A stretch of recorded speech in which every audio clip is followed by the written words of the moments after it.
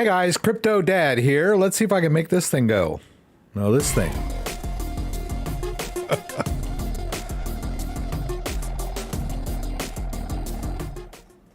All right, so an early flub up adds character to the live stream. Thank you everyone for being here. I hope you can all hear me and the lights are good. Welcome to my home. I'm here with the rig and all of my stuff in the background. It's nice to be here. It's been a pretty boring week as far as the market goes. There was some financial news. Maybe we'll talk about that a little bit. I have to apologize. I didn't queue up a bunch of news stories. I've been pretty busy over the last couple of days recording a video for the Coldcard. And so I have it here. It's hooked up and I'm going to play around with it tonight. A lot of people have requested a Coldcard video, and sometimes recording videos is technically challenging. I've been doing this a long time, but sometimes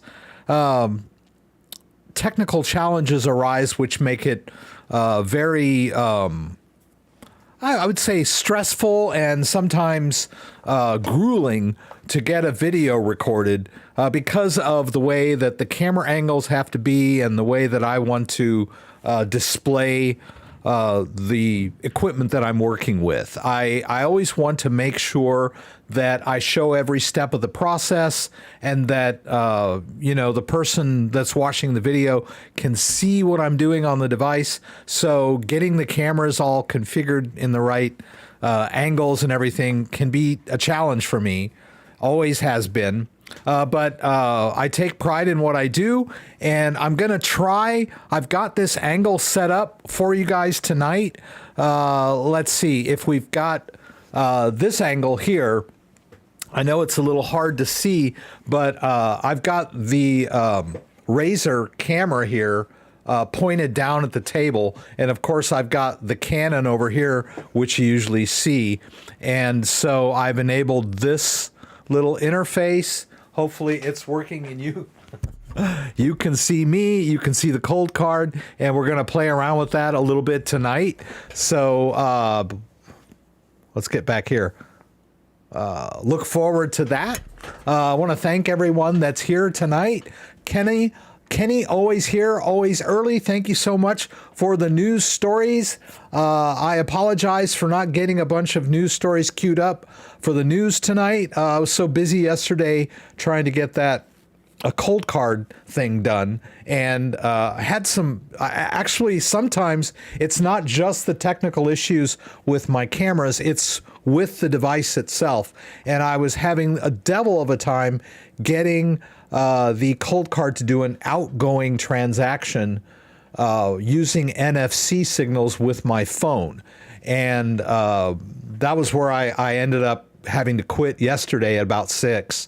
And then this morning I was able to get it to work and everything's good. So we'll talk about the Coldcard tonight, of course.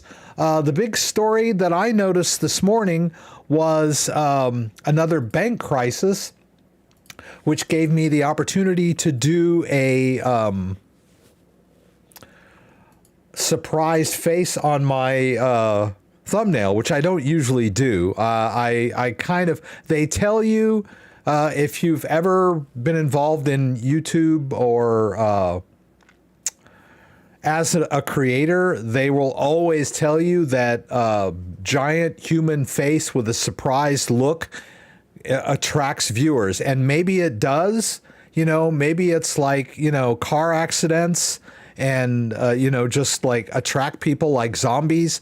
And maybe that that's some sort of biological thing where people just click on videos where somebody has a surprised look on their face with their eyes bugging out. But I'm not a huge fan of doing that, taking pictures of myself with those expressions. So call me crazy, but I usually don't do surprise look thumbnail pictures for myself. But anyway, I did one tonight. And anyway, if you're not familiar with my live stream, you can check down in the description. We got a little review of what we're going to talk about tonight. I've got an agenda of things I want to do. I've got ways to contact me, little financial disclaimer there, call to action, like, share, and subscribe if you haven't done so, and only this one news story. I'll try to look at a couple of others because there was some financial news. The Fed announced a 0.25 interest rate hike this week, which was kind of a nothing burger. But we'll talk about what the implications of that are. Basically, the Fed is running out of ammunition. Yeah, so we've got some affiliate links down here for some services that I recommend, and my favorite hardware wallets. I will have to check with Coldcard. They were gracious enough to send me one of their devices, but I did not get a chance to check their email for a way to get an affiliate link. So, you know, if what I do tonight makes you want to get a Coldcard, great. I'll figure out my affiliate link later. And then cryptocurrency exchanges over here. Once again, I want to thank everybody, Kenny, Andreas, for being here, Mr. Miskey. Let's see, Scott is here tonight. Thank you for being here again tonight. Amsterdam, Holland, thank you for being here. I think I answered your email. I think you sent me an email this week. Let me know if I didn't. Let's see who else. Dave Flowers is here. JDO is here again. Thanks for being here tonight, JDO, one of the moderators. Dan is also here. Thanks for being here tonight, Dan. PC, Marco PT. Let's see. And could I zoom in a little closer to the Coldcard? I'm going to have to lift it up from the table to show you the Coldcard when I'm doing this.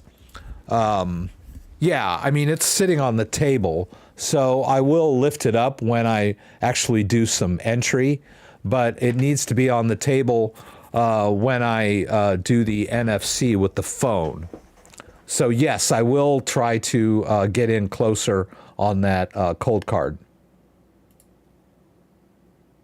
Yeah, one of the other technical challenges that the way that camera stand works, it's like a little little thing that I can hover the camera over. All right. So yeah, let's talk about this news story. The Kansas Heartland Tri-State Bank closed by FDIC as banking crisis deepens. I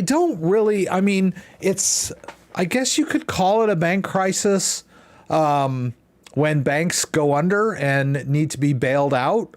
I would call that a crisis, but it's not really a real crisis until people start being locked out of their bank accounts and running out into the streets like crazy trying to get to their banks to withdraw their money, which happens in other countries and happened during the Great Depression here in this country. Those are crises where everyone is affected. What's going on now with these banks just sort of closing and being bailed out by the FDIC and making all the depositors good? I wouldn't really call that a crisis, although I would call those warning flags. So the Kansas Heartland Tri-State Bank, closed by FDIC, was closed on July 29th, which was today. These things just kind of come out of nowhere, right? By the Kansas Office of State Bank Commissioner, with the FDIC taking control. The 4 branches of Heartland Tri-State Bank will reopen as branches of Dream First Bank under normal business hours. The FDIC noted in a statement, depositors of the bank will become customers of Dream First Bank, meaning that withdrawals, deposits, and loan transactions will be processed through Dream First Bank. Customers of Heartland Tri-State Bank should continue to use their existing branch location until the bank has completed the transition. Tri-State Bank is the first bank to collapse since the troubled First Republic Bank was acquired by J.P. Morgan in May after efforts to rescue the company failed. It also follows the dramatic collapse of Silicon Valley Bank in March that triggered days of chaos in the U.S. banking system.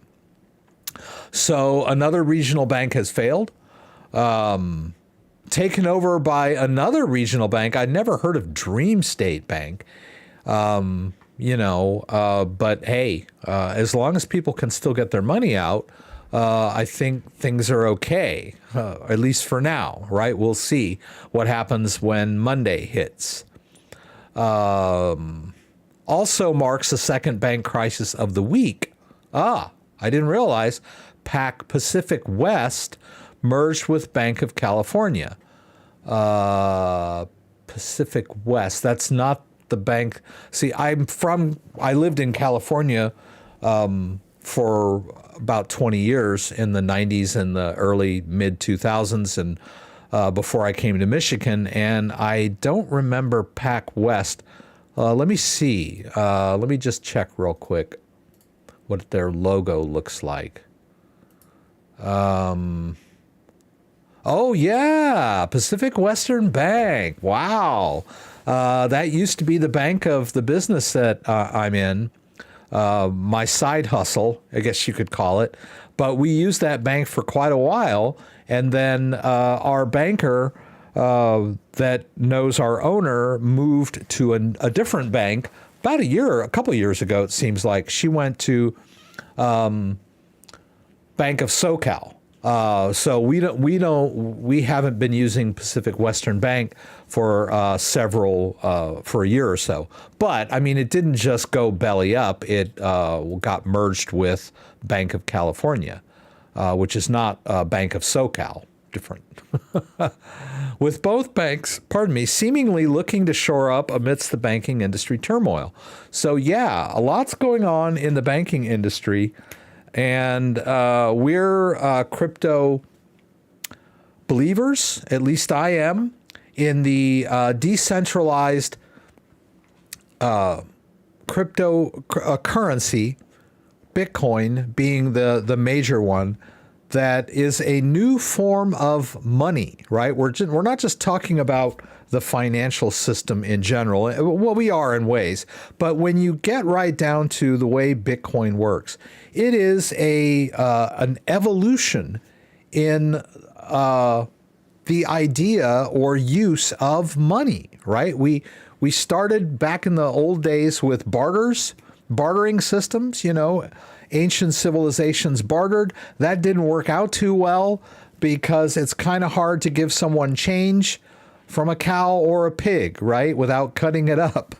So the barter system was replaced by coins usually, and people used coins or other kinds of tokens for many years, thousands of years, and it wasn't until the 1600s, 1700s, where paper money came into major use.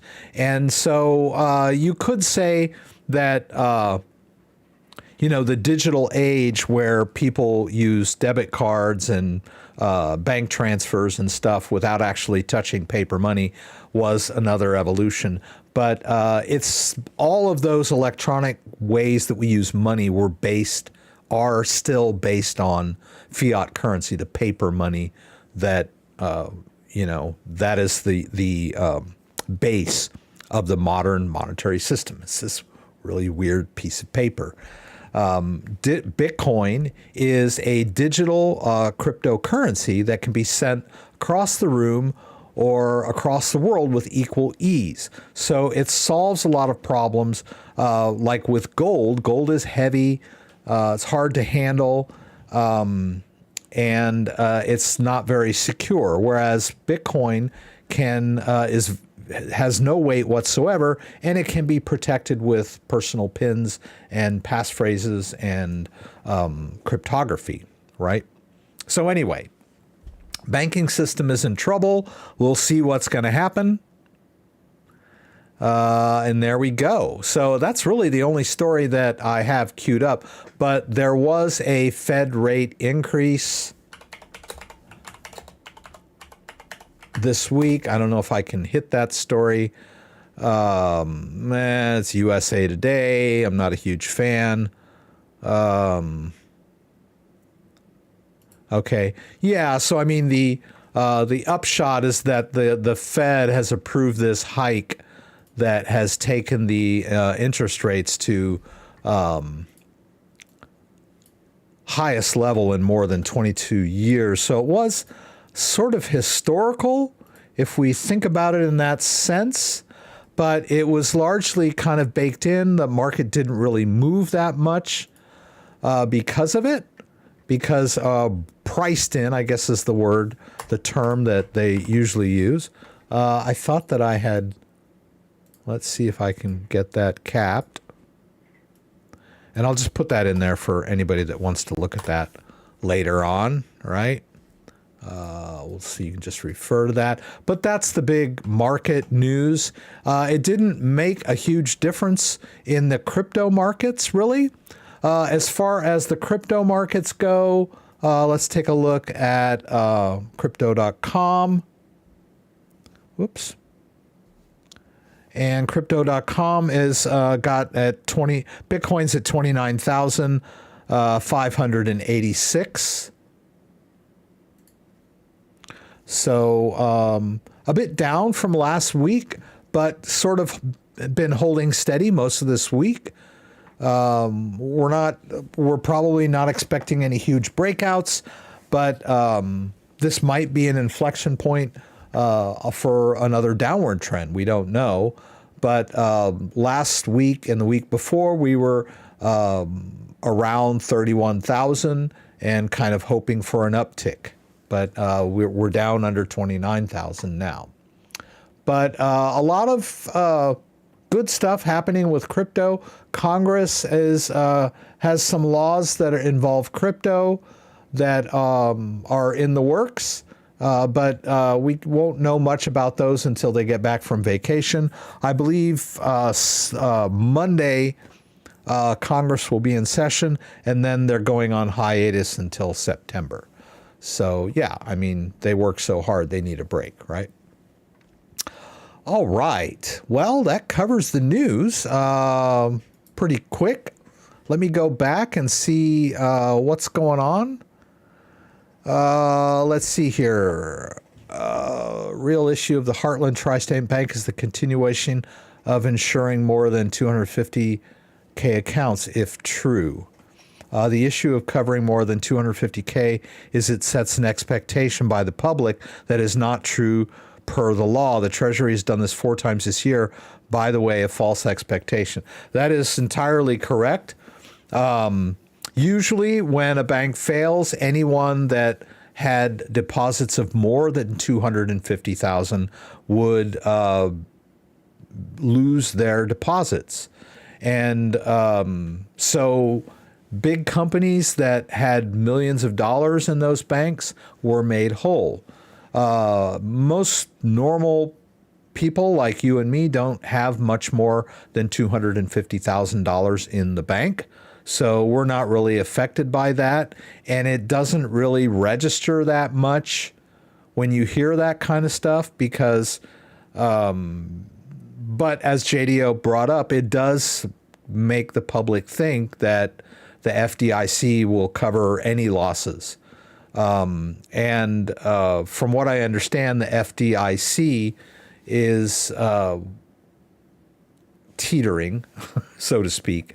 There's no way that the FDIC can cover all of the deposits in all of the banks. They don't have enough money in their fund to cover all the deposits. So I'm not really sure how they're managing to bail out these regional banks. This must be some sort of backroom shuffling of funds because normally the FDIC does not have the means to bail out banks over and above the $250,000 guarantee, which, as JDO points out, is the law.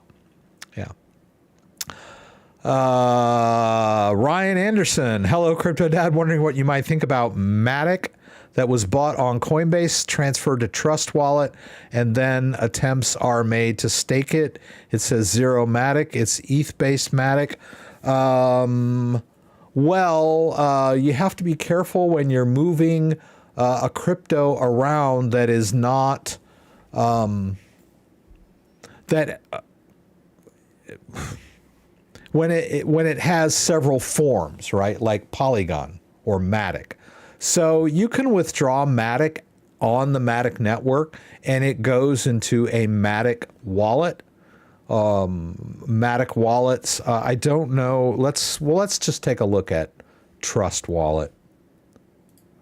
I've got a new theme for my PC. I was looking for 4K themes. Let's see. This one's called Japanese Islands. So it has some pretty cool pics on here. 4K pics. Pretty nice, right? I like it. There was another one that I used earlier that I was going to use for the live stream, but if we take a look at it, the problem with it is that it's a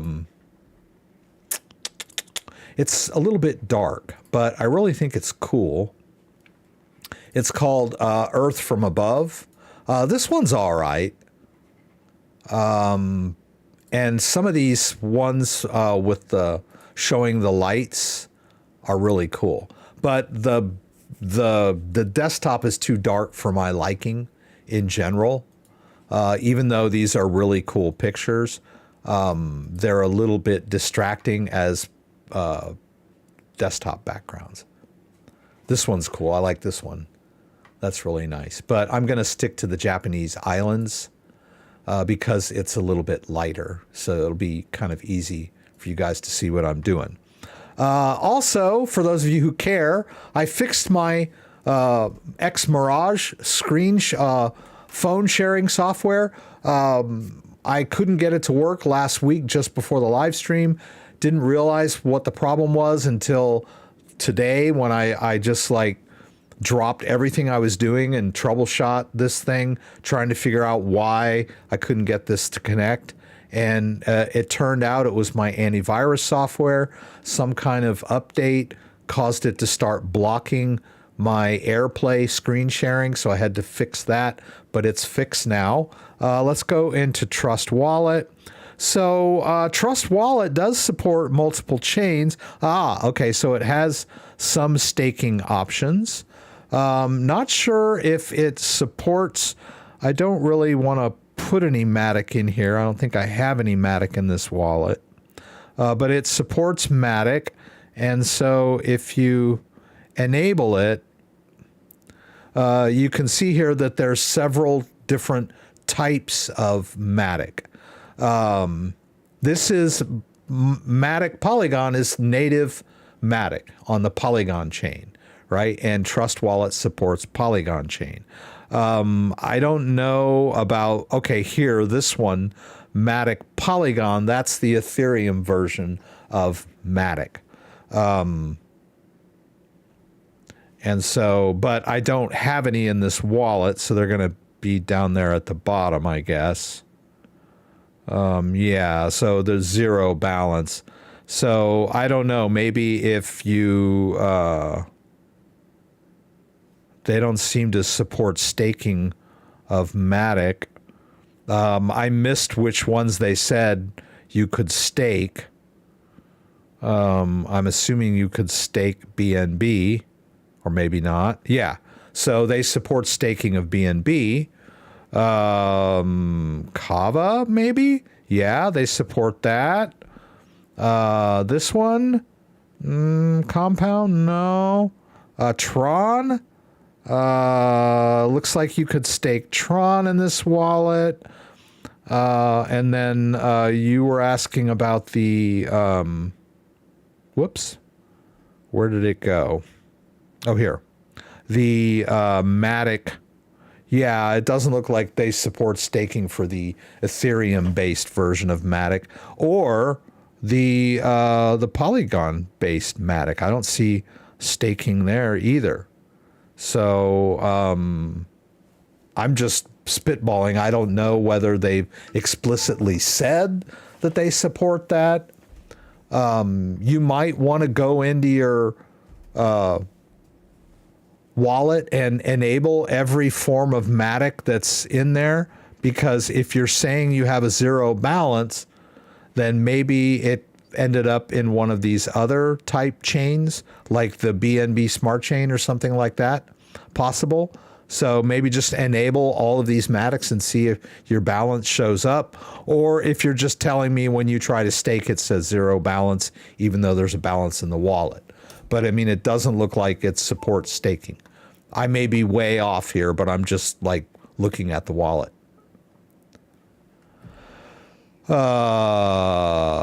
The address is your ETH address. Well, it is going to be the same address, right? No matter which chain is in this wallet, it's going to be the same address. So, I mean, if we look at the ETH address of this wallet, you see it ends in CC2B1F. And if we go into the Polygon-based Matic and do a receive, it's the exact same address. That's the way these EVM chains work. You can have multiple EVM chains in one wallet, but since they're EVM chains, in a particular wallet, they'll all have the same address.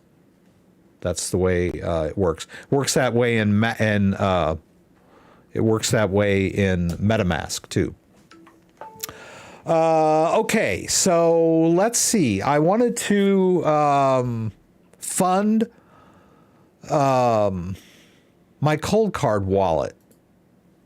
And what is all that stuff? So let's see. The easiest way for me to fund my Coldcard wallet. Well, let's just do it this way. I know this is kind of weird. So this particular wallet is based on my Coldcard. The Coldcard is this guy over here. Whoops. Right, that's the Coldcard. Notice that it's logged out, and I tried to wake it up. It won't wake up. The only way to wake it up, I guess, would be to disconnect and reconnect it. But, and at the moment, if you check this out, it is not connected to my computer. It is connected to this brick over here. I can't really get all the, if you can see it. Yeah, there's a charging brick over there. And so this Coldcard is not connected to the computer, but it has no battery power internally. It has to be plugged into something to function. So I have it plugged. You could plug it into your computer, which I did when I set up that Sparrow wallet. But you'll notice a lot of people online setting up a Coldcard with like a USB cable connected to like a little 9-volt battery charger, so that they're like OCD, I'm not connected. Oh, thank you. That one, Adamasu, thank you. I appreciate that. Kind of took me by surprise.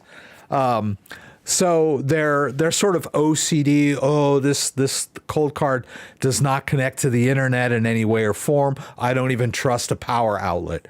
So I think that's a little extreme.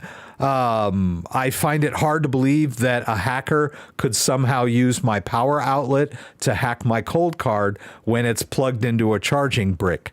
But maybe those guys that did the battery thing didn't have a charging brick laying around. But I mean, I think it's sufficient to use a charging brick, and then I can still claim that it's not connected to the internet, unless you believe in magic power outlet fairies, I guess. So anyway, that's how this thing works. But I set this wallet up. You can also connect the wallet to your computer with a USB cable, which is what I did to set up this Sparrow wallet. But I'm not going to connect the Coldcard to this wallet tonight I'm going to show you how it works with the air gap solutions. But the cool thing is that now that I have this Sparrow wallet set up, it's like a watch-only wallet. I can use it to fund the wallet. I'm kind of cheating here, but I'm going to. So if I hit receive here, I can copy this into my clipboard. Let's go over to Ledger Live and do a quick transfer of some Bitcoin over to that wallet, just so we can get things rolling here, because it might take it a while to actually confirm on the blockchain. So I'm going to connect my Ledger device. Emmanuel, thank you so much for that. You caught me off guard with that. All right, so I've got this. I'm gonna try this too. This thing is okay. I think I can pull this one off too. Yeah, this is the way I used to do the live stream. Was the Canon Rebel over there, but I didn't like it because when I moved the Ledger out of the way, you could see my chin. And sometimes I would forget and leave it on, and there was my chin. But hey, I wanted to get this. The camera that I usually use for that close-up of the Ledger is the one that I've got hovering over the Coldcard. So we'll see. Okay, so I've got the pin entered. Let's do continue here. We're basically just sending out some Bitcoin. I'll send $50 worth of Bitcoin over to that Sparrow wallet. I'll hit continue here, and it asks.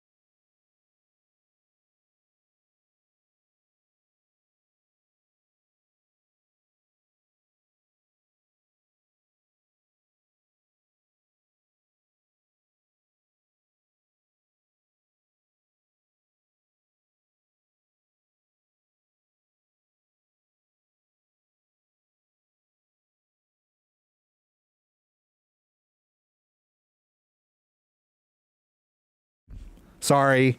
Thanks. I can. I got it. I'm okay now. Just as a side note, you can connect computers via your AC wall outlet. Yeah. Okay. I don't know. I must have hit the mic on the top. Sorry, guys. You guys okay now?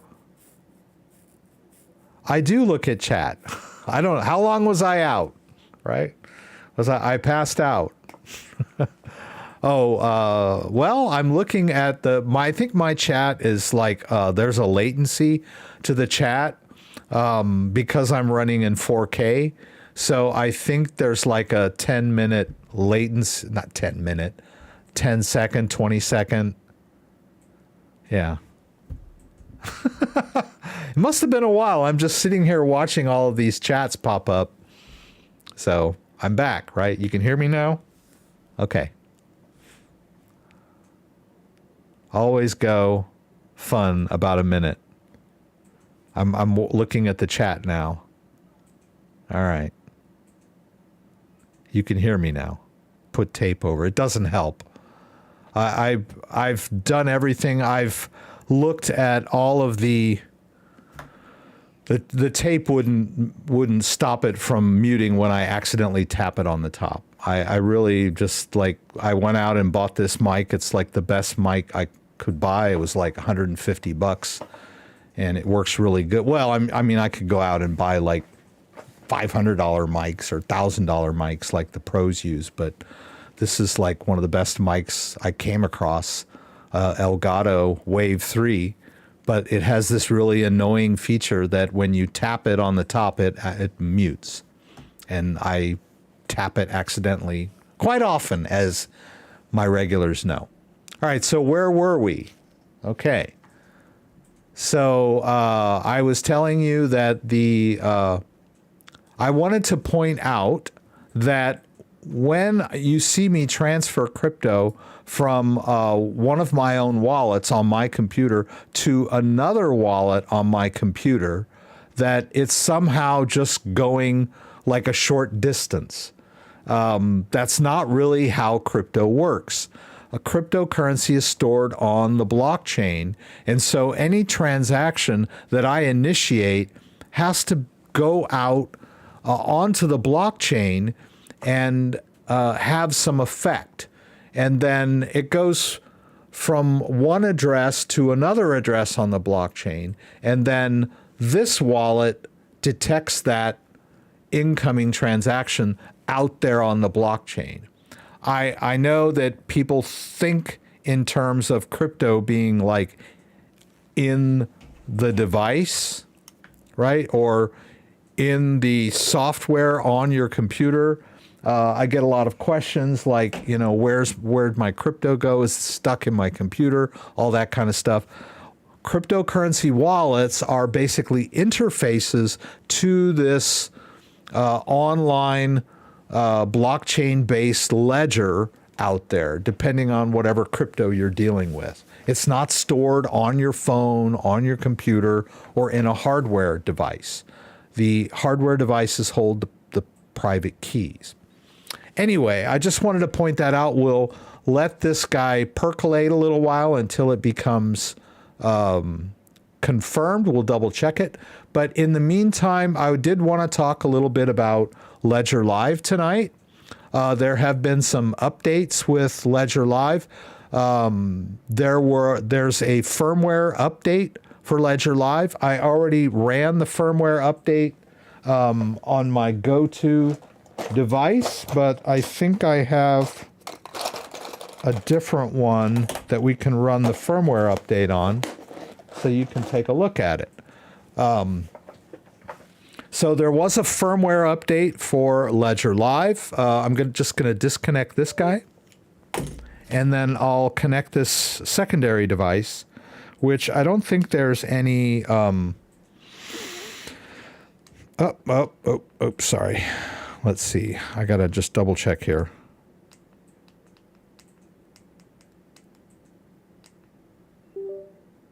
Ugh.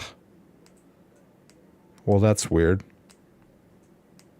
Okay, well, this guy is been reset, so that's not going to work. Let me see. It's not set up. I could try this one. I was having trouble with this one before because it was I don't know, the display wasn't working, and I don't know, maybe this one's, yeah, this one is too.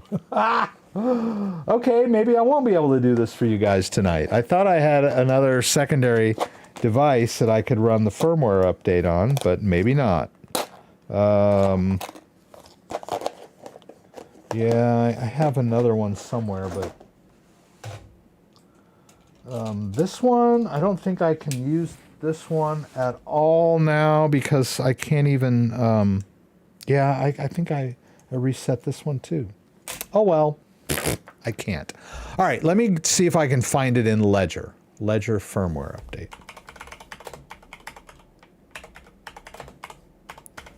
I foolishly updated my device without waiting and doing it for you guys live. But anyway, let's read about it. Release notes. Okay. Okay, good. So I can read the release notes on it. So the latest firmware for the Ledger Nano X is version 2.2.2. 2.2.2 open sources the dashboard, a piece of the OS containing a part of Ledger Recover provided by Coin Cover implementation for technical review and verification. For more information, please read the Ledger Recover white paper. Ledger Recover provided by CoinCover is an optional paid subscription service that is not yet launched. Updating your Ledger OS does not change the security of your device. This is the big one that everyone's been harping about since they announced. So basically, the boogeyman firmware was 2.2.1. Nobody trusted it. Everybody was worried about it. I had people sending me emails and YouTube comments, and they were like, can I update my firmware? I'm terrified. Like, nobody should be terrified when you're dealing with cryptocurrency, right? You should be confident and mindful.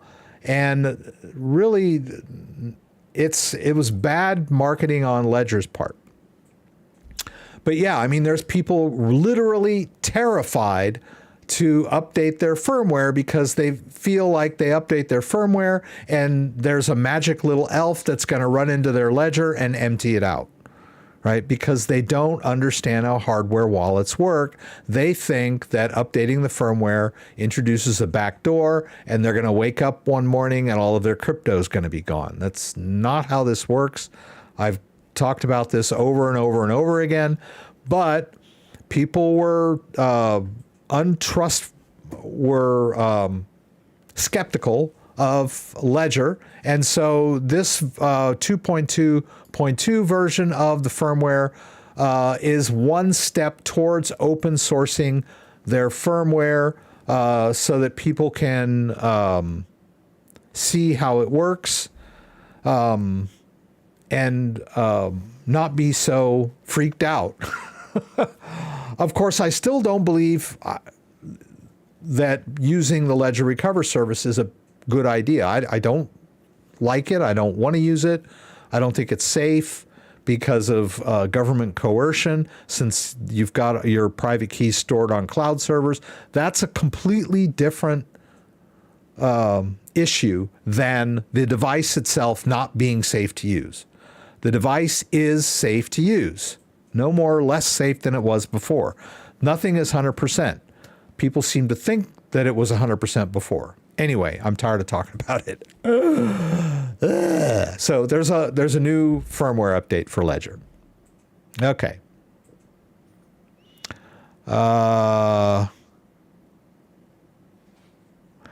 Sometimes this is not that kind of stream that just shows you how to move the crypto you have around and how to exchange it. I can use Bitcoin for Android. Do you have recommended Bitcoin wallet that has Lightning Network for beginners? It's very easy to use for Android. If you want to use the Lightning Network, I think Blue Wallet is the mainstream Lightning-based wallet. There might be others out there. I haven't used Blue Wallet in quite a while, but it looks like there's an Android version of it if you want to use that.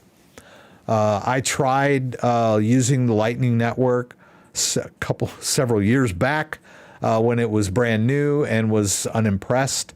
But I believe that it is the future of easy, quick, cheap transactions. It's not. Some people criticize it because it's not really using the Bitcoin network. It's sort of another layer on top of the Bitcoin blockchain. In other words, you're treating transactions as confirmed when they're actually not. When it comes to small amounts, and there's a lot of complicated things going on in the background. But everyone's talking about Lightning Network. It'll probably be the next big thing. Evolution in Bitcoin transactions. The Lightning Network will make day-to-day Bitcoin transactions a reality, right? I can go into a coffee shop, buy a cup of coffee with Bitcoin, right? So this is the wallet if you're interested. The other issue that I wanted to get to is scam NFTs, or what you might call junk mail NFTs. I had someone asking me about their Polygon wallet, and they were telling me that they got some NFTs in their Polygon wallet, and was it a scam?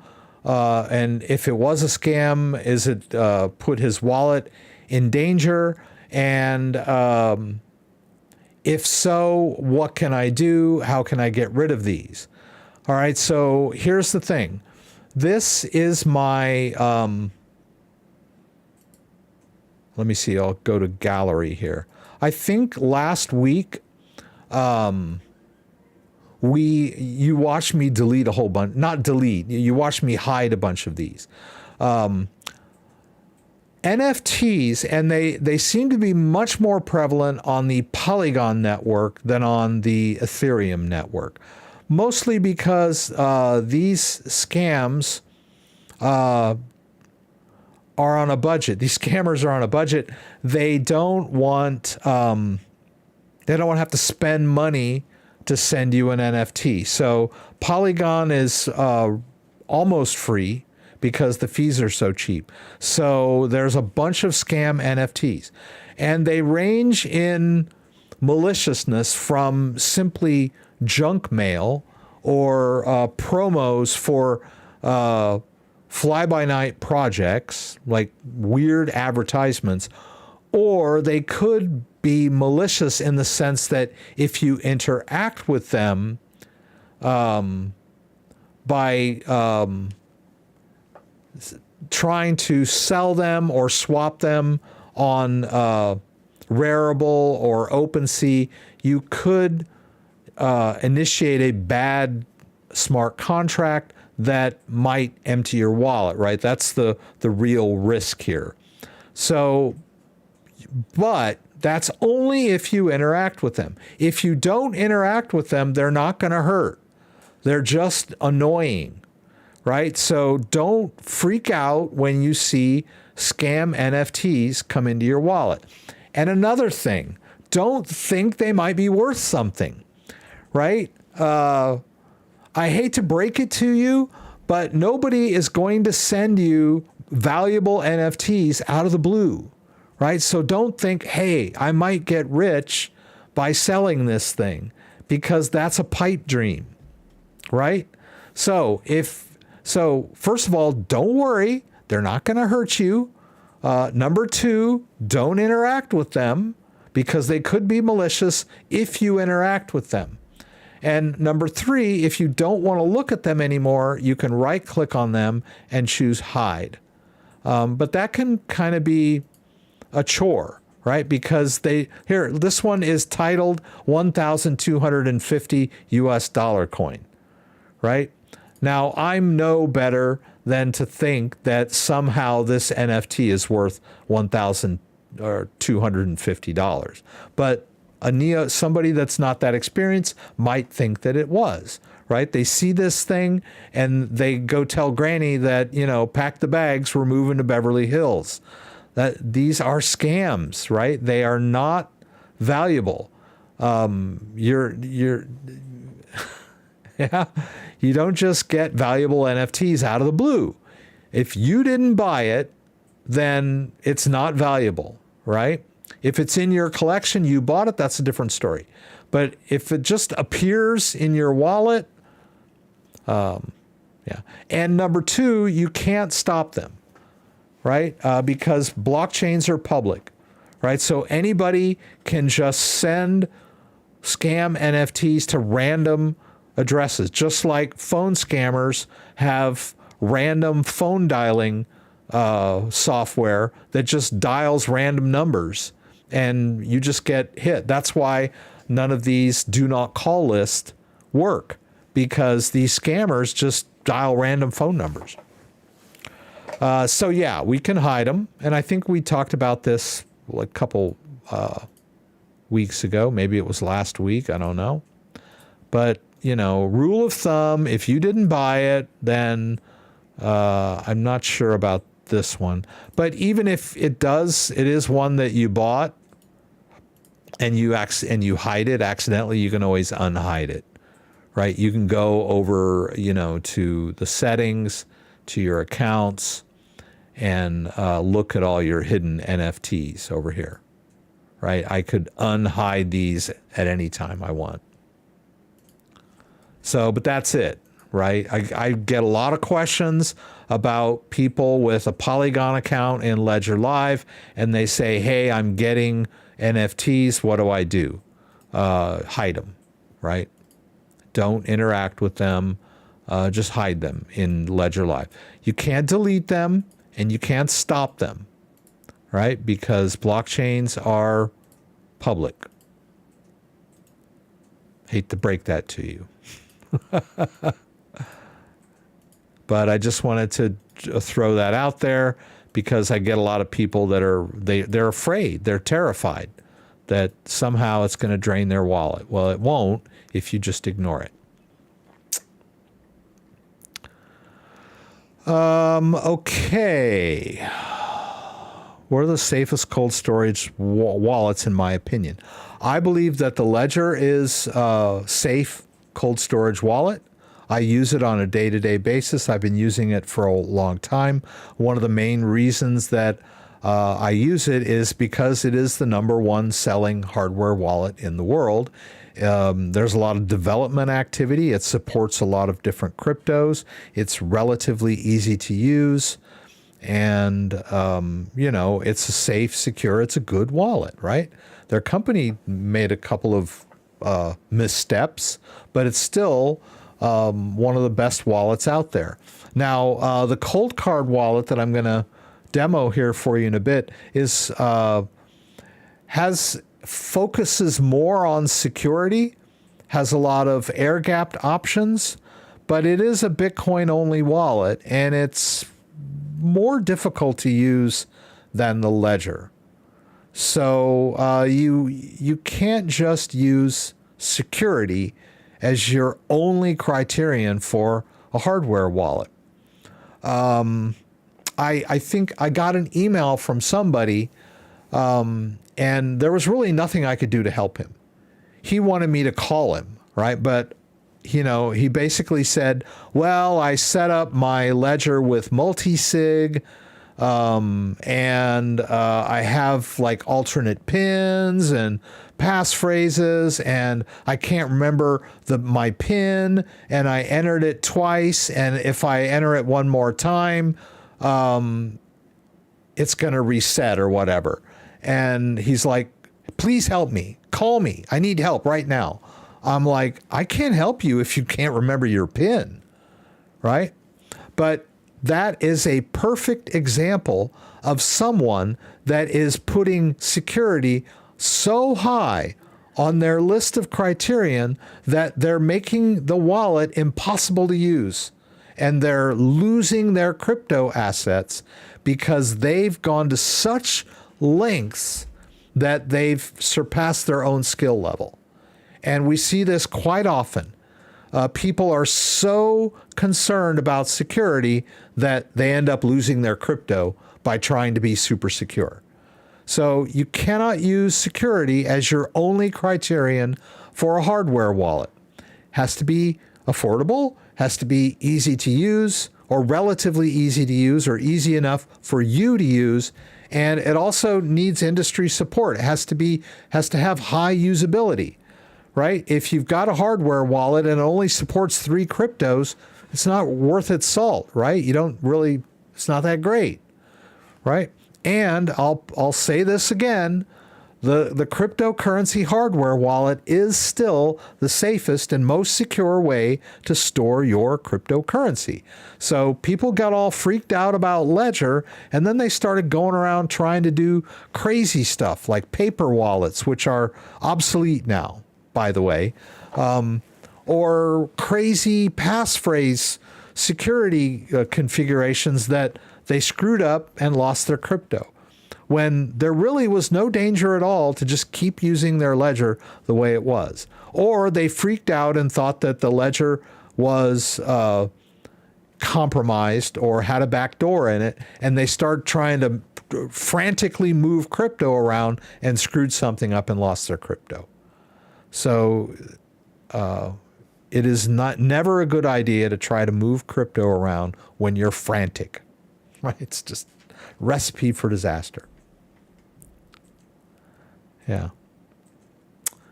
No problem. That was a great question, Casey. I love it when people ask questions that give me a chance to rant. The Descent wallet is a good wallet too. I did a video on the Descent wallet. So let me paste my review. I think there's yeah. I did a review of the Descent wallet for the crypto migration. So I'll paste that into the live stream chat there.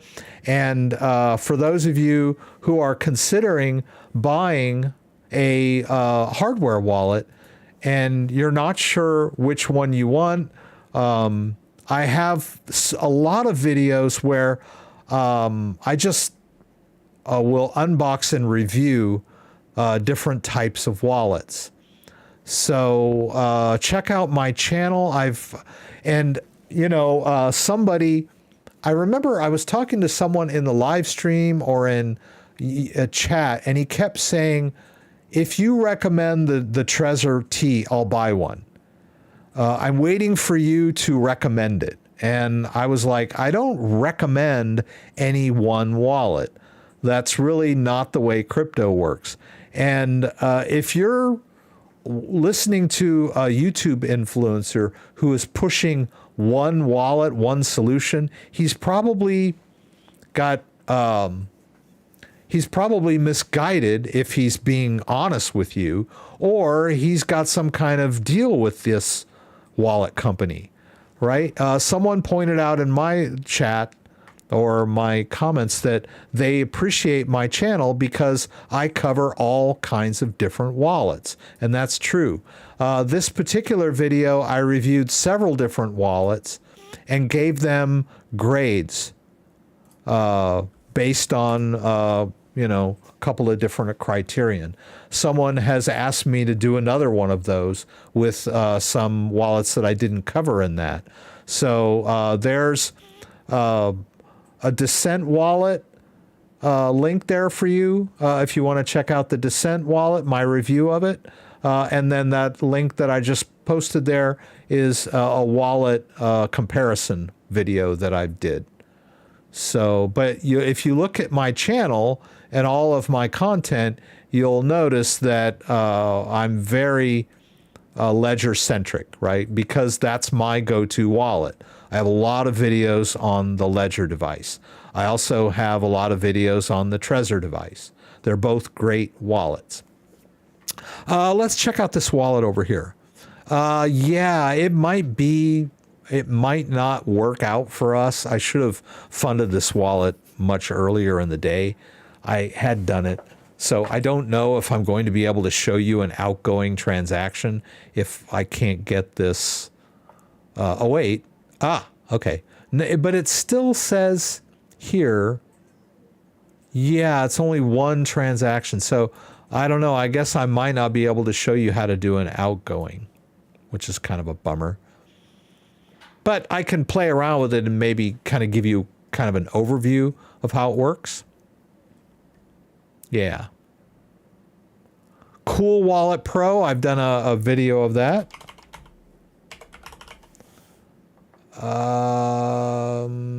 Yeah, I have a video on doing the CoolWallet. I'll paste that link in there if you want to check that out. I like the CoolWallet Pro. I'm looking at the. Let me see. Let me just. I've done so many different. Hey guys, CryptoDad here. I just wanted to take a look at. Yeah, the thing about the CoolWallet is it has a little LCD screen on the back of it.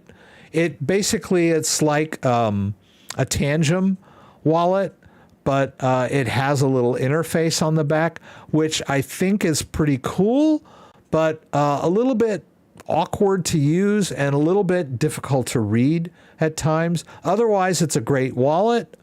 But that's one of the things that I'm not that crazy about is these like tiny little interfaces where it's difficult to see and use. I'm an old guy. I need I need to have a very intuitive, easy to use wallet. So still a good, secure solution, and it's not that expensive, but I'm not that crazy about the little interface over here.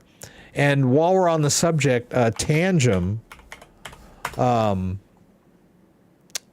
done a Tangem video. Hey guys, CryptoDad here again. Sorry about these. I should just turn off the sound on my YouTube here. This is a nice video on Tangem. It's gotten a lot of views. I think there are a lot of people out there that really like the Tangem wallet. I think it's pretty cool. I'm looking for my card. I can't find it. It's around here somewhere. But it's a really cool wallet. Let me just see if I can find it here.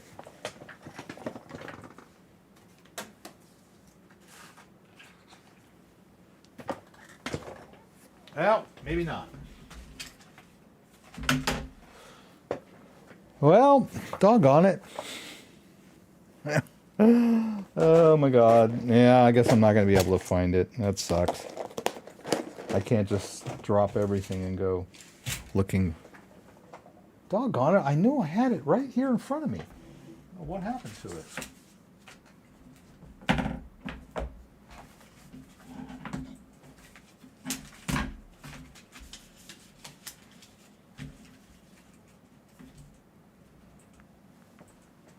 Okay, it's fruitless. I'm not going to find it. I'll find it like 2 seconds after the live stream ends.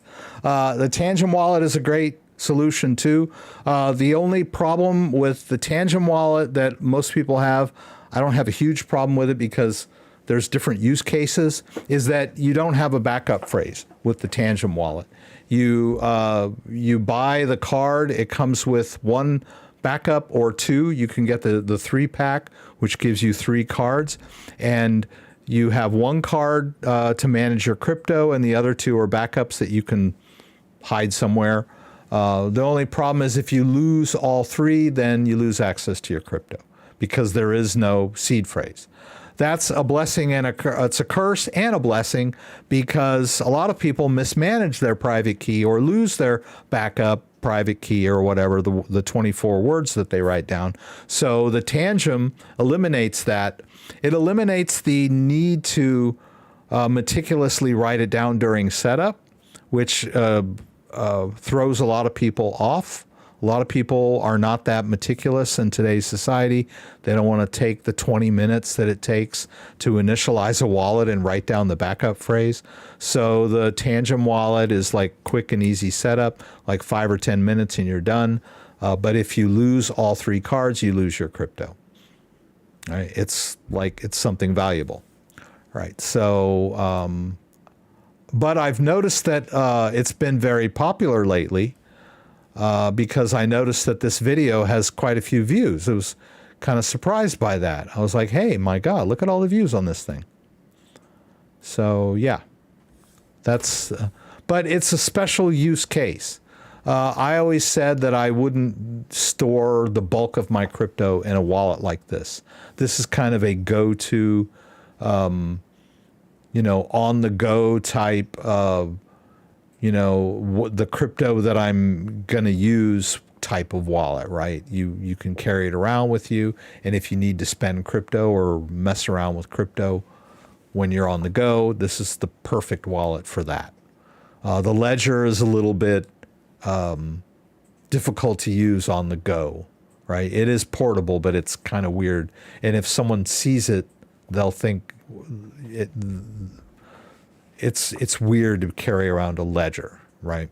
But a Tangem looks like a credit card. It could be stuck in your wallet. No one would even know what it is. So I like Tangem. It's good, plausible deniability. It's great. It's a good little wallet. All right, so yeah, I'm not going to be able to do this I don't know why it's taking so long for this to confirm on the blockchain, but it's not gonna. I should have made this transfer this morning. I transferred everything out this morning to record the last leg of my video. So that's that. No, it's not. The Tangem's not hot. It is a offline hardware wallet. The private key is stored on that card offline. It's not connected to the internet. And it uses, I believe it's NFC signal between the card and the phone. So, yeah.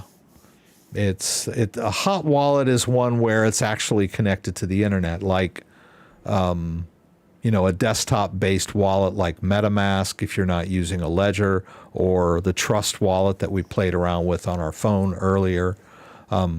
The phone component of the Tangem wallet is the watch-only part. That's not the private key part.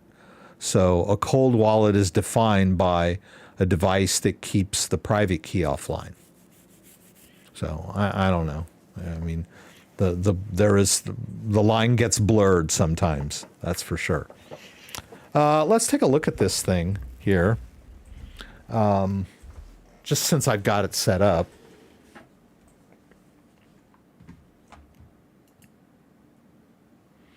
So I'm going to move over to this little workstation that I've got over here and show you guys this Coldcard. And let's try to get some of this clutter out of the way. And I don't know that there's any way to wake this thing up. I think the only way is to just try to get all this junk out of the way. I think the only way to do it is to... So it's kind of cool that it has, and I'll show you this, has, whoops. After you put in the first 4 PIN digits and then hit the little plus sign, it shows you these, I don't know what he calls it. What do they call it? Doggone it. I don't. Oh, wait, here. They're called the anti-phishing code words, right? So when you see those code words, you know that your device hasn't been tampered with, right? And then after you, then you have to enter the rest of the PIN. So the device is very security conscious.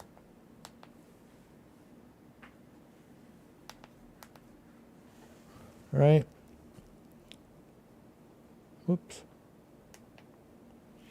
And notice it's pretty small and it's very light, but the screen is a bit small, right? So it's a little bit difficult to see what's going on the screen, right? And notice that it's plugged in here, but as I mentioned earlier, it is not connected to my computer. It is charging from a charging brick, because the device has no internal battery. Right? It's just all one little circuit board, and it needs to be powered to operate, right? So it has to be plugged into something.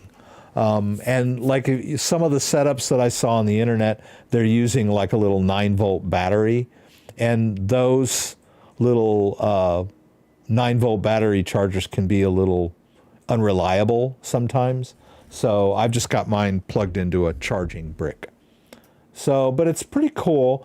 And it supports NFC signals so that you can interface with phone apps like the Tangem wallet and the Coolcard wallet. But some people don't like those. You know, you mentioned that you considered it, the Tangem, a hot wallet because of the way that it works with the phone and everything.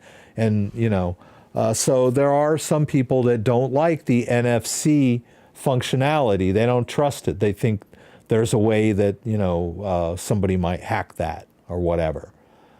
So you can disable it on this device, and you can actually, I don't know what you call it, short out the circuit or whatever. They have like a little here where it says shoot these. So you can like permanently disable the NFC, right? So it's kind of interesting. And then you can export the wallet. This is pretty cool.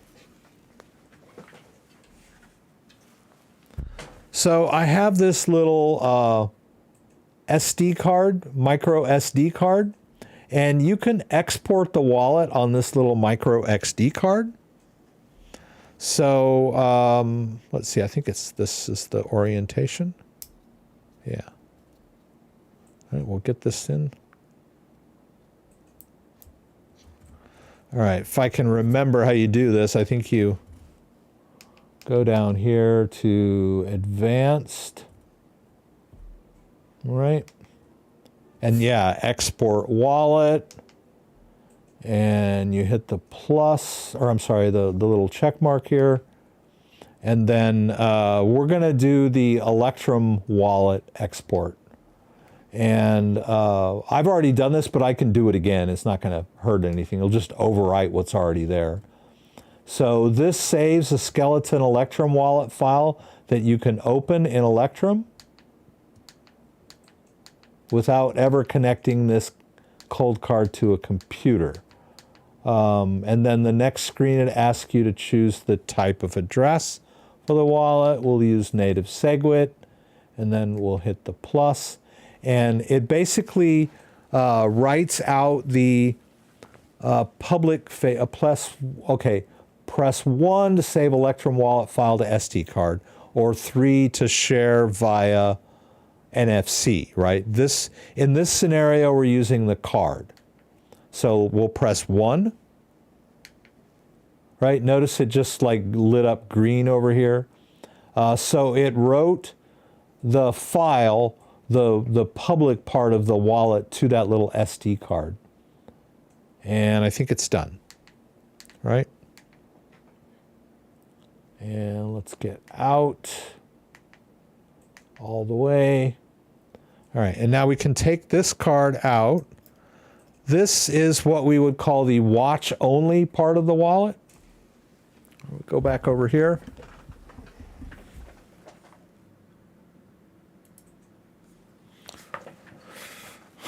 Hopefully I didn't mute the thing. And so now I'm going to take this.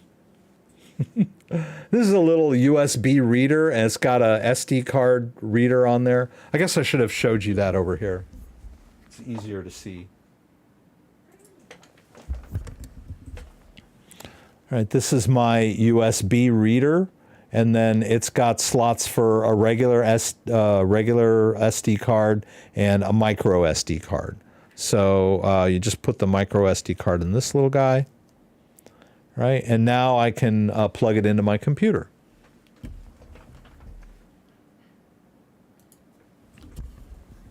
And you can watch me over here.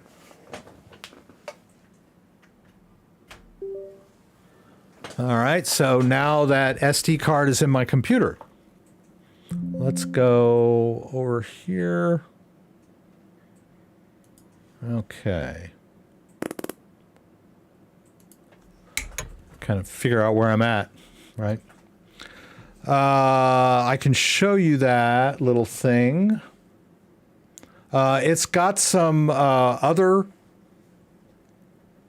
it's got some transactions on there that I've done in the past, but the wallet itself is this little file here. This is the watch only part of the wallet. So basically when we launch Bitcoin, Electrum Bitcoin wallet, which is this wallet.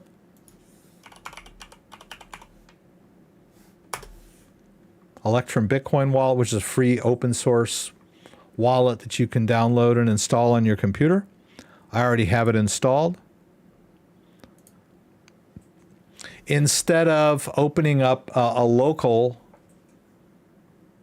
no, I'm gonna get out of this. How do I do that? How do I close? I'm going to do open right there. Yeah. So I noticed there's two of them on here. Yeah, but they're both the same wallet. They were both exported by the Coldcard. I can open this one up. And there it is. What next? And then it always asks you whether you want to open that. Whoops, I can't move it. Okay. It always asks you if you want to connect the device because it thinks the device is there, but it's not, right? We don't want to connect the device. We just want the wallet opened up. Now, notice this wallet is the exact same wallet as the Sparrow wallet, right? Both of these wallets are based on the same Coldcard, right? And they both have the same balance. And they're both showing that latest transaction is not being totally confirmed yet, right? But the beauty of this Electrum wallet is that I have access to, send and receive without connecting the Coldcard to the computer in any way or form, right? The Coldcard is still sitting over there on my table. And then that little SD card is that air gap part where I moved it through the air from the Coldcard to my computer. And so now we have access to this. And if I were going to send a transaction out, then it would write the request onto the card. And if you notice there, I have one that I did yesterday where this is called a partially signed Bitcoin transaction, PSBT, right? So I did that yesterday when I requested a send, right? I did a Bitcoin send and it wrote that partial request onto my card. And then I put the card back in the SD card back in the Coldcard device. And thank you, Asil. Appreciate that. Dancing kitty. It's the same cat from last week. I haven't changed it. I was too busy working on that video earlier. So you can see how it worked. Once my Electrum wallet wrote this partial transaction, I took it all out of the USB reader, put it back in the Coldcard, and then had the Coldcard sign the outgoing transaction, and it wrote that to this on the SD card. So the SD card has to go back and forth a couple of times for an outgoing transaction to be authorized. So it's quite a hassle, quite a pain. It's inconvenient even for me, and I know exactly what's going on, but kind of daunting for a newcomer to crypto. So yeah, it's super secure. The air gap thing is like a very super secure, very security-minded way to store your private key and authorize transactions, the air gap way. But a bit cumbersome and difficult to use and kind of a high learning curve. So yeah, I mean, the question earlier was, what do I think is the most secure wallet out there? And I guess I could tell you, this Coldcard seems to be one of the most secure wallets I've ever come across. That's their main focus, right? The firmware is open source, but once again, it does use secure elements that are closed source, but they are ROMs, read-only memory, so they can't be updated. But by the same token, they're also limited in their flexibility because they can't be updated. All right, but they are super secure. But because it's a Bitcoin only wallet, there's not as much updates that it has to deal with on the Bitcoin blockchain. Bitcoin blockchain is being updated all the time, but you can sort of get by without all the latest features of Bitcoin. So there's going to be new features of Bitcoin being added over time, but like a ROM wallet, like the Coldcard, will be functional even after there are updates, right? You'll still be able to use the older protocols. So in that sense, it is a usable wallet that will serve you well for, several years, I would imagine. But there will come a point in time, at some point, when the software will be updated to the point where you'll need to get a new device, right? That's one of the beauties of the Ledger and the Trezor devices, is that they can be periodically updated. And they get updated a lot because blockchains get updated a lot, right? Not just Bitcoin, but all of the multiple blockchain projects out there are constantly updating. So yes, super secure is great. ROM is great. Can't be, nobody can push a bad firmware update to the device. But by the same token, it's also very inflexible, right? So you want that flexibility of the Ledger or Trezor where the firmware is updatable. All right. So yeah, sorry about that. I'm not going to be able to probably show you an outgoing transaction because by the time this thing finally confirms on the blockchain, the live stream will be over. Yeah, thanks, Cecile. I appreciate it. I did the best that I could. I also, I recorded the video, the full unboxing and setup and demo video for the Coldcard yesterday and earlier today. And now I just need to get it edited and posted. So look for that in the next day or so. And not to mention, I also have received some other wallets.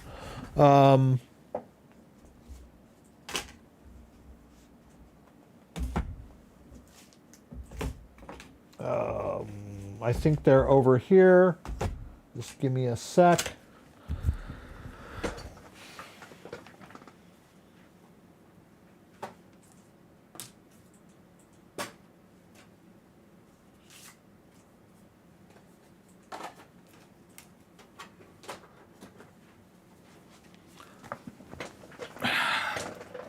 Found the Arculus card, by the way. I knew I'd find it sooner or later. I did a video on this guy. And I think it was just this earlier this week. I posted the Secure XW20 video. It's a cool wallet. I like this wallet. It's a very secure wallet. It has a touch screen, so it's very easy to use and it's very affordable. So it's a pretty cool wallet. Let's see here. Let's go back to this. And I'll show you here. Oh, yeah. Let's go back here. Yeah, I just did this one this week. I forgot to mention that. Yeah, so I did the Secure XW20, which is a really cool wallet. And it's pretty affordable. I think it's only like $119. And it's got a touch screen. So yeah, it's a pretty nice little wallet. I don't know how much industry support it has. So you have to, take that into consideration when, purchasing a wallet. How many cryptos does it support? But pretty decent wallet in my opinion. So I'll paste that in there. Let's see. I'm scared to update my firmware on my Trezor. They really dropped the ball. Yeah, don't be scared. I don't know. I can tell you over and over again that there is no danger to updating your firmware. Ledger puts it in writing.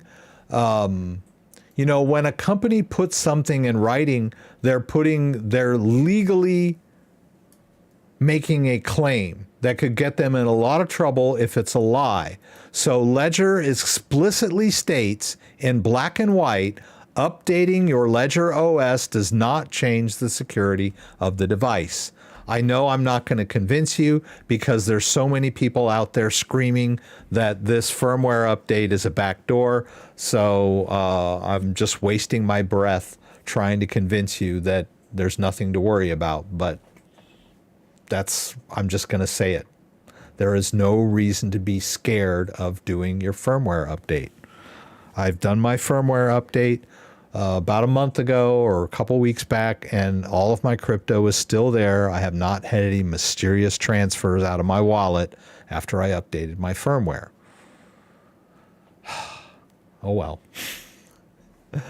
Do you know anything about the Ledger Nano S being discontinued and how to, if necessary, transfer to another wallet? I now have a Ledger Nano X if necessary. Thank you. They don't make the Ledger Nano S anymore, but they still support the device. I believe they're still pushing out firmware updates for it, if I'm not mistaken. They have replaced the Ledger Nano S with the Ledger Nano S Plus, which is about the same price. I believe the Ledger Nano S was $59. The Ledger Nano S Plus is $79. And it would behoove you to get to upgrade that Ledger Nano S. It just depends on your situation. But the Ledger Nano S, for me, was very cumbersome to use because it has very little storage for apps. So the Ledger Nano S Plus has the same amount of storage as a Ledger Nano X. So it doesn't have the Bluetooth, but for $79, you can't really go wrong. If you want to upgrade from your S to your X, there's a couple ways to do it. The most obvious would be to simply transfer from one to the other. But if you do that, you're going to be incurring a lot of transfer fees. The most straightforward way to do it is to simply, well, you say you already have a Ledger Nano X. I'm assuming you have it configured. So it's going to be a little tricky in your case since you already have two separate devices. But if you had a brand new Ledger Nano S Plus, you could simply restore it using the backup phrase of your old Ledger Nano S. And that would automatically migrate all of the wallets onto the new device, and you wouldn't have any transfer fees, right? You're basically just reconfiguring the wallet on a new device. So that would be the most straightforward way to migrate away from that Ledger Nano S, right? Just, you know, bite the bullet, spend $79 on the new Ledger Nano S Plus. You can migrate over by doing a restore using your old seed phrase. All of the wallets that you had on your Ledger Nano S will now be on the Ledger Nano S Plus. You can put that Ledger Nano S in a drawer and start using the Ledger Nano S Plus. And you'll have a lot more room for a whole bunch more crypto apps. That'd be the best way to transition over. Any word on the Ledger stacks? No, none, period, zip, zilch. I have not heard one piece of news publicly or privately. They haven't even had the courtesy as a customer and one of their affiliates to send me a little email telling me they're really sorry about the delay. Nothing. Not a thing. So yeah, it's pretty shocking that the number one hardware wallet company in the world dropped the ball on this Ledger Stacks and then focused all their time and energy and resources on this recovery service that is anathema to all of their, loyal users, right? They don't seem to care about their loyal users. They're only worried about that huge untapped market of all the people that are too lazy to use a hardware wallet properly and, want someone else to handle it for them. I know, it's a sad state of affairs, but I still love my Ledger Nano X. What can I say? There is nothing to be scared about when updating the firmware. That's correct, yes. I watched the Ledger support stream some time ago. They said there is no intention to suspend the support for the Ledger Nano S. If necessary, you can transfer your seed to a Ledger Nano S Plus. Yeah, as far as I know, they're still supporting the Ledger Nano S, right? There may come a day when they don't do firmware updates for them anymore, because it's just too, it'll probably run out of room at some point where like the latest firmware update won't fit on the Ledger Nano S anymore. And so they'll have to just say, okay, if you're running a Ledger Nano S, then, but like as of now, they still support the device, and they probably will for the next several years. So it's not a rush emergency to migrate off your Ledger Nano S if it's still working for you, right? If you're only using Bitcoin and Ethereum, there's plenty of room for both of those. There's no need to worry. If you're like me and you like to manage like 8 or 9 or 20 different cryptos, the Ledger Nano S was obsolete back in 2018. I was like, this thing is just not working for me anymore. It was such a hassle I had to keep uninstalling and reinstalling apps to shuffle my apps on and off the device because I was using more apps than it could handle. So when the Ledger Nano X came out, I switched to that and never looked back. Ledger Nano S Plus is pretty cool too, affordable and with the same amount of storage. Did I get a SHIB edition Tangem? No, I did not. I should ask them for that. They're pretty cool. Yeah, let's see. Oh, somebody texted me. Oh, it was probably Dan telling me that I'm muted. Oh, I was out 1 minute. All right. Sorry. I apologize for the minute of silence there, guys. Let's see. Let me see if there's anything in my Tangem wallet. Oops.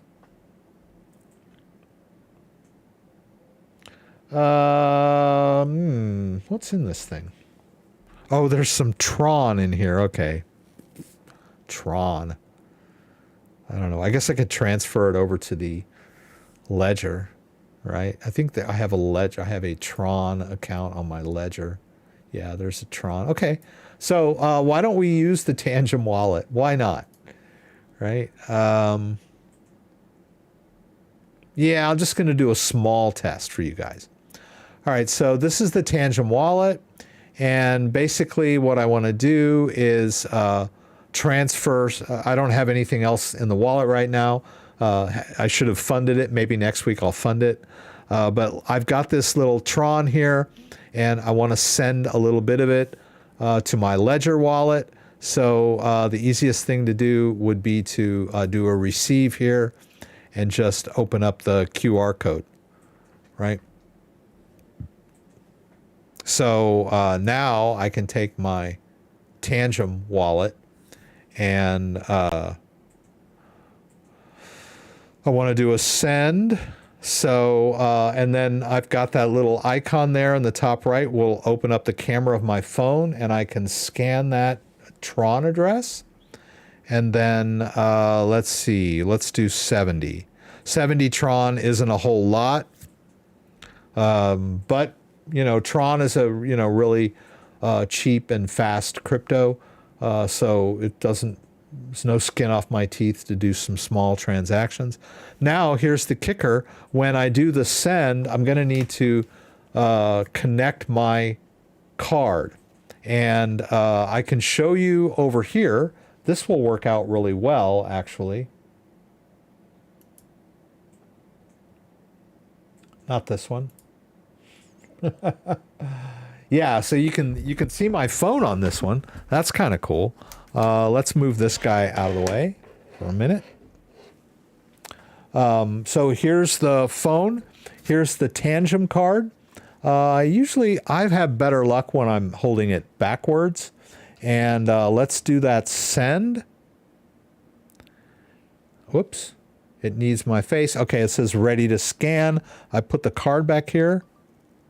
See how cool that was? It just authorized it.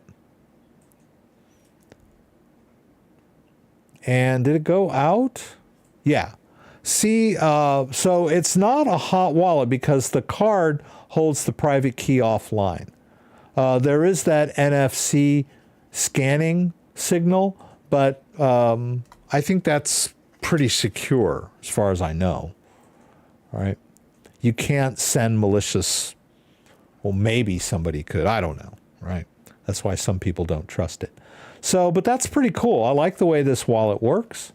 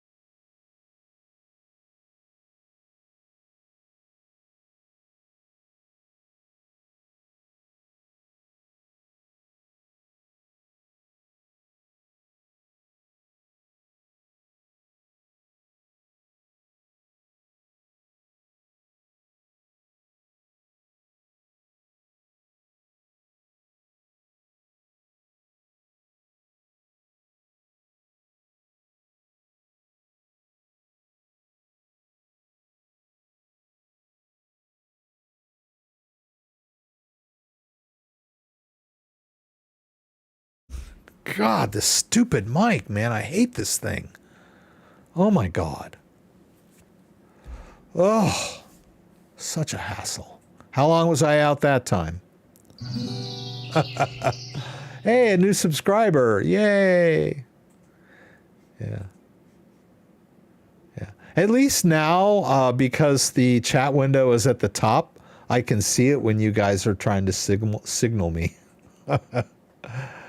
Okay, so the Tron came in, right? I'm muted again. God, this is so embarrassing. I really just despise this mic. Oh my God.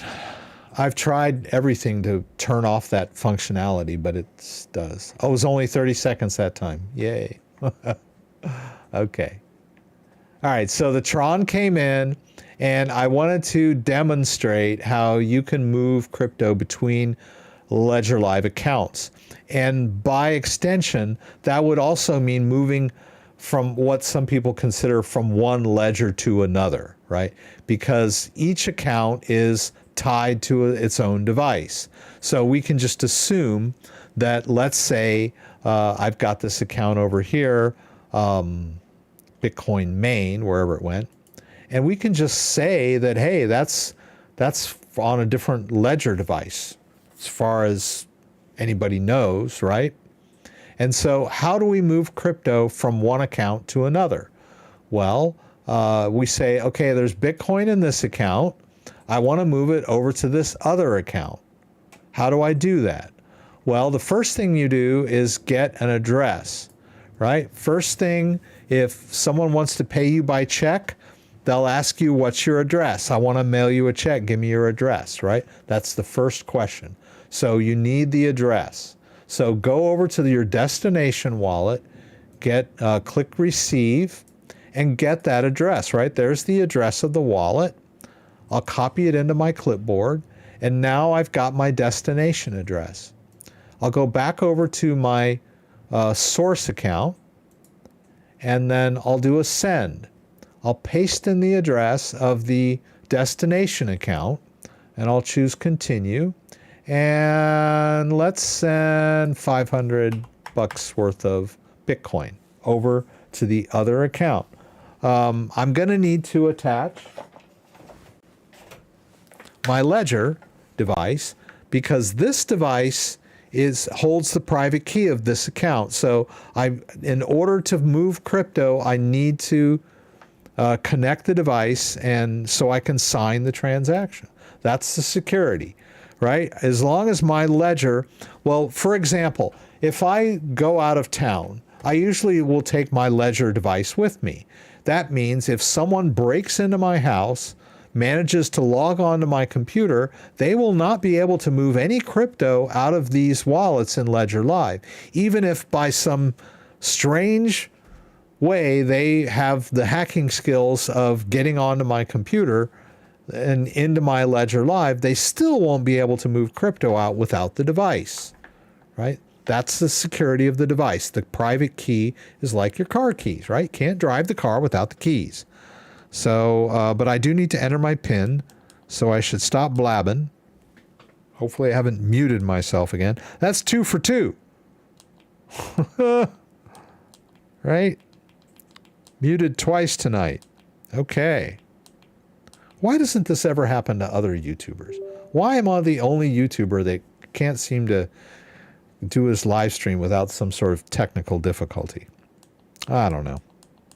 All right, so I'm going to have to show you on the Canon over here on the side. Yeah, we can handle that. There it is. All right, and let's hit continue. Let's hit continue one more time. And now it asks me to open the Bitcoin app. So I'll click both buttons to open the Bitcoin app. And then it's going to show me the transaction on my device. Right? It's asking me to review. So I'll use this button to advance through. So try not to mute myself here. There's the amount of Bitcoin. There's the address I'm sending to. And then I'll click approve. And then I need to confirm the blockchain fees, which are pretty small. And then I'll click both buttons there again. Whoops. Oh, I didn't quite get it.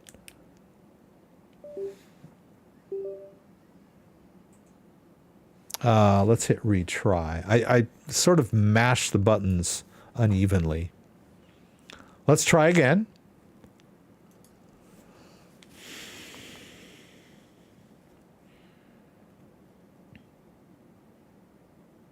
Okay, there we'll review again. There's the amount. There's the address. I'll click approve. And then I'll confirm the fees. Click again. There's a little bit of a delay there, but okay, now it's broadcasting. And there we go. So the Bitcoin went out. It went out pretty quick. And then we can go over to the other account, Bitcoin main. I always like watching always like watching Bitcoin come into an empty account, right? It's pretty nice, right? It came in really fast, right? But once again, I don't know, I might have been muted when I was talking about this earlier. It's quite possible. But you might get the impression that the Bitcoin only had to move like a few inches because it all happened on my computer. That's not the way it works. The transaction that I approved in the source account had to go out onto the blockchain to let a blockchain address know that there was a transfer requested. And so the Bitcoin in that address out there on the blockchain moved to another address on that blockchain out there. And then once that happened out there on the blockchain, this wallet queried the blockchain from my computer and updated the balance, right? So it's not like I was moving Bitcoin from one location in my house to another location in my house. It may feel like that, but that's not how blockchains work, right? These wallets are simply observing what's going on out there on the blockchain, right? And even though it does tend to come in fairly quickly when you do wallet to wallet, I think that's because it's just a wallet. Whereas when you make withdrawals from cryptocurrency exchanges, they have their own internal stuff going. Like there may be 3,000 people trying to make a withdrawal the moment you're withdrawing. So there's a lot of like queuing and processing that goes on Coinbase to make transactions take longer.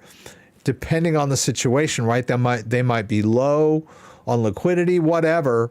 So I don't know if that's true, but sometimes when you make a withdrawal from a cryptocurrency exchange or make a transfer to a cryptocurrency exchange, the process from beginning to end takes quite a while.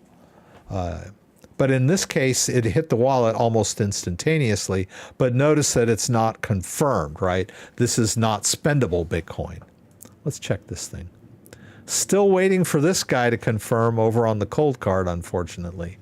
So you'll just have to wait for that video. Evelyn Mitchell, you are not alone in live stream issues. I watch a lot of videos and podcasts. Yours actually runs pretty smooth. You also have multiple feeds to the video. I think it's great. Okay. Thank you for that, Evelyn. Right. Yeah, I have a lot of expensive equipment that I've accumulated over the years. I've always been very gadget happy, so to speak, when it comes to my desktop and my computer. I love building rigs. I've got a really nice rig. I spent way too much money on my graphics card because I wanted it like as soon as it came out, when it was selling at a premium. But I'm glad that I did, because I've been using a lot of the new AI stuff like Stable Diffusion and some of the open source large language models like Llama 2 and all that kind of stuff. And my graphic card has like 24 gigabytes of RAM. And so it can handle all of these like really graphic intensive things and the streaming thing, right? So I'm streaming in 4K. I switched to doing 4K a few months back, and it's really a joy to watch my live stream, or I post my videos in 4K now too, because that's the resolution of the modern computer user, right? When I'm on YouTube and I'm watching videos and I look down in the corner and see that little 4K, I know that, you know, it's a professional video, right? I love 4K. Yeah, I just had to have my 4090, didn't I? Yeah. No matter how, I mean, I've been buying NVIDIA GPUs for years, and they get obsolete really fast.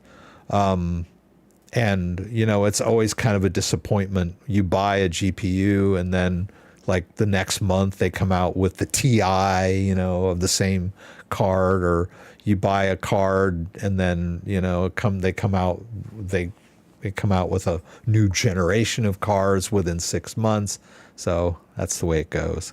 4080 is pretty decent. Yeah. There's nothing wrong with a 4080, for Pete's sake. It's still ray tracing. You probably got more than 10 gigs of RAM on there. Anyway. Have I tried the Change Now app? I don't know. Let's see. Change Now. What is that? It sounds familiar. I don't know what that is.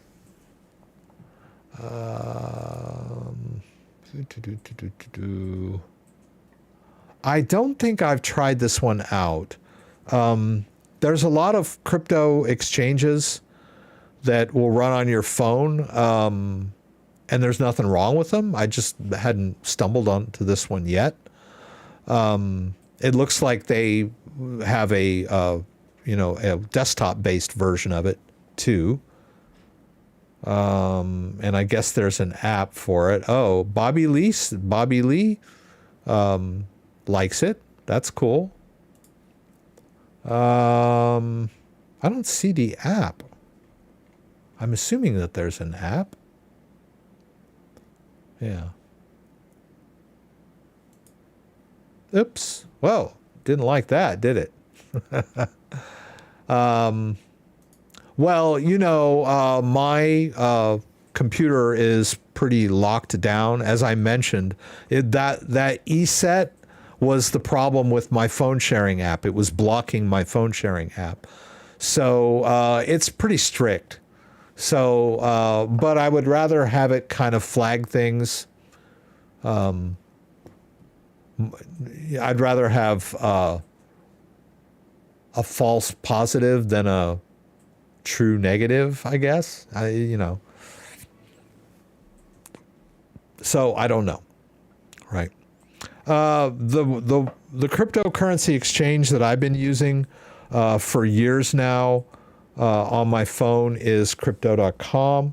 I totally trust it. It's a legitimate above board app. The only problem I have with Crypto.com is they're always running these gimmicky contests and stuff like that. I really just don't like that kind of stuff, but it works fine, and I trust it, but I don't like all those gimmicky little things that they do with their contests and stuff. But anyway. And Crypto.com is really the only one that I'll use on my phone. Now, I do have the Coinbase app on my phone. So, I mean, you can run Coinbase on your phone, or you can run Binance US on your phone. They have apps. You can run KuCoin on your phone. You can run regular Binance on your phone. You can run Kraken on your phone. So there's all kinds of like legitimate, centralized, trusted cryptocurrency exchanges that I use on my phone. So I usually don't like use kind of, I really have no interest in like trying out all the latest little phone-based cryptocurrency apps. And then anything that tells you can use a credit card to buy crypto is going to be high fees generally. And a lot of these credit card based crypto things, it's difficult to get through the KYC. Most of these crypto apps that accept credit cards are European based or whatever. So sometimes it's the interface is a little bit wonky and you like fail because it's asking you to give them a selfie and all kinds of crazy stuff like that. I should also mention that we've talked a little bit about this guy here, and this works pretty well. I haven't had any problems with it. I wanted to see if maybe I could, yeah, I was going to show you guys. Let me do the optimism with this. And let's say we want optimism. Well, I don't need to do it that way. Actually, let's do this. I put in on the list there how to cash out from Binance US, right? So how are we going to do this? Well, Binance US does not have fiat deposits and withdrawals anymore. So how would you cash out of Binance US? Well, you can, let's say I have some Ripple in here. Well, I can trade my Ripple for Tether, even though there's very small amount in there. They may not even let me sell this because it's such a small amount. Will they? Oh, they did. Okay. All right. So now that I sold that crypto, I have a bunch of Tether here now.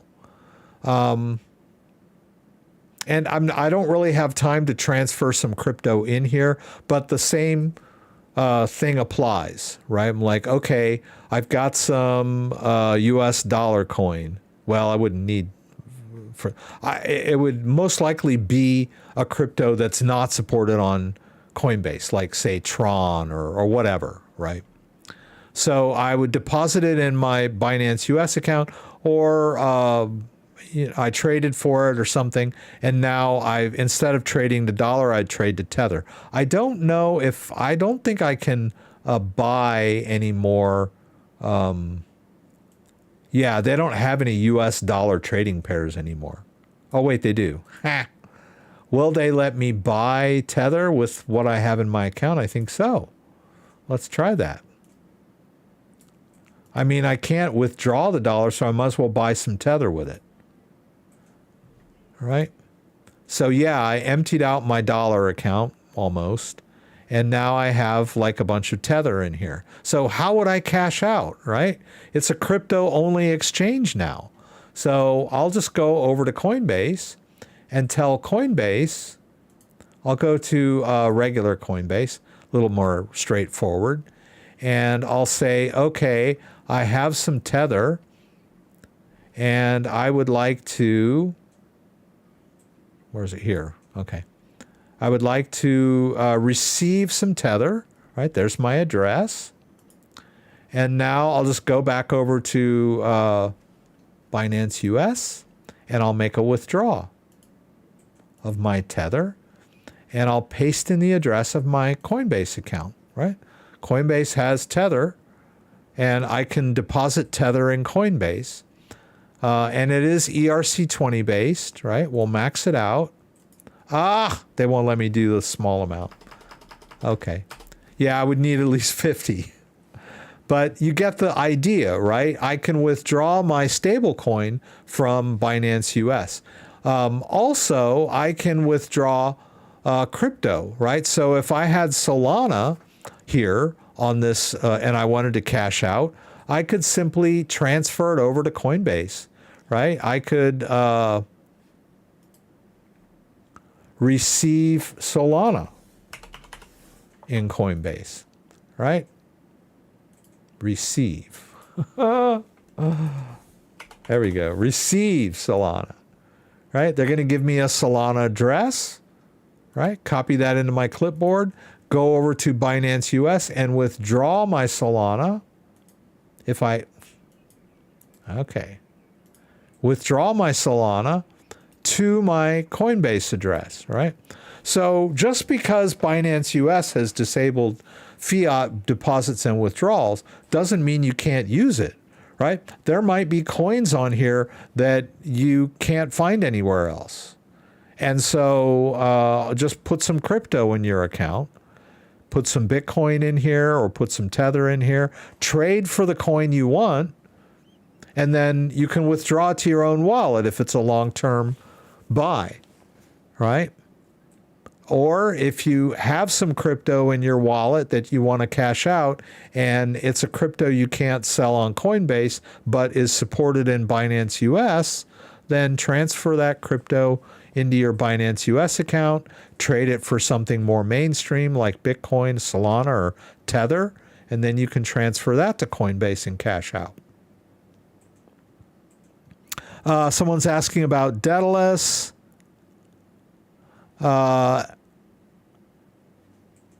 Someone had asked me about Daedalus.